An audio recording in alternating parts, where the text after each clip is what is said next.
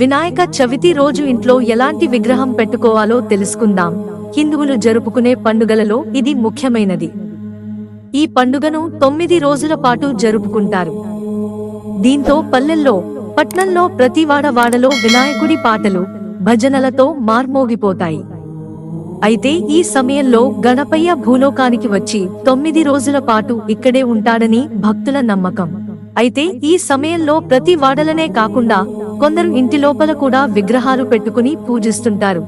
అయితే వినాయకుడి విగ్రహం ఇంటికి తీసుకొచ్చే క్రమంలో తప్పకుండా కొన్ని నియమాలు పాటించాలని చెబుతున్నారు పండితులు. అవి ఏవి అంటే, వినాయకుడి విగ్రహం కొనుగోలు చేసే క్రమంలో తప్పక దాని తొండం కుడివైపు ఉన్నది మాత్రమే కొనుగోలు చేయాలంట. అలాగే తప్పకుండా గణపయ్య ఎలుక వాహనంపై కూర్చుని ఉన్నది మాత్రమే కొనుగోలు చేయాలంట. ఇది మంచి శుభఫలితాలను ఇస్తుందని చెబుతున్నారు పండితులు. అలాగే ఎట్టి పరిస్థితుల్లోనూ వినాయకుడు నిలడి ఉన్నది, నాట్యం చేస్తున్నట్లు ఉన్న విగ్రహాలు కొనకూడదంట.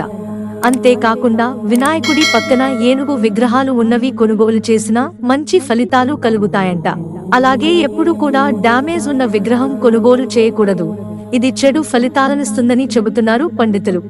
వినాయకుడి విగ్రహాన్ని కొందరు 3 రోజుల పాటు ఇంట్లో పెట్టుకుని పూజలు జరిపిస్తే, మరికొంతమంది 5 రోజులు లేదా 9 రోజుల పాటు పూజలు జరిపిస్తారు. అయితే ఇంట్లో విగ్రహం పెట్టుకుని పూజించే సమయంలో తప్పక కొన్ని నియమాలు పాటించాలంట. ఇంటిని ఎప్పుడూ శుభ్రపరచాలి. తప్పనిసరిగా ఉదయం, సాయంత్రం పూజ చేసి బొజ్జగణపయ్యకు నైవేద్యం పెట్టాలంట. అలాగే ఇంట్లో నాన్ వెజ్ అస్సలే వండకూడదని చెబుతున్నారు పండితులు.